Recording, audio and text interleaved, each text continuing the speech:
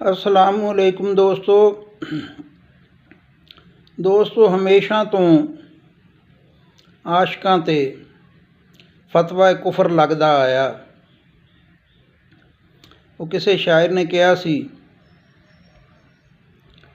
ਝੂਠੀਆਂ ਇਸਤਾਂ ਲੱਭਦਾ ਜਿਹੜਾ ਆਸ਼ਿਕ ਨਹੀਂ ਸੌਦਾਈ ਏ। ਇਸ਼ਕ ਦੀ ਸਭ ਤੋਂ ਵੱਡੀ ਇੱਜ਼ਤ ਗਲੀ ਗਲੀ ਰੁਸਵਾਈ ਏ। हज़रत अल्लामा इकबाल शायर मशरक़ जैसे शायर, मुहक्किक, इल्म मारफत, हकीकत जानन वाले ये फतवा कुफर दा उन्हां ते भी लगा।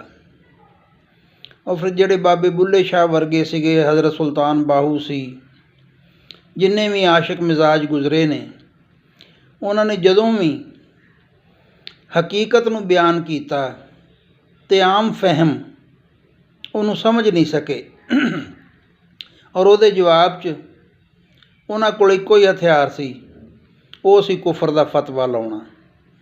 ते कुफर दा फतवा अक्सर औकात आशकां साधकां ते लगदा रहा। ते बाबे बुल्ले शाह ने इहनूं एक बड़ा ही खूबसूरत मोड़ दिता। बुल्लिया इश्क कीता रब नाल ते चाई मलामत लाख, लोकी काफर काफर आखदे तू आहो आहो आख, सलामत रवो।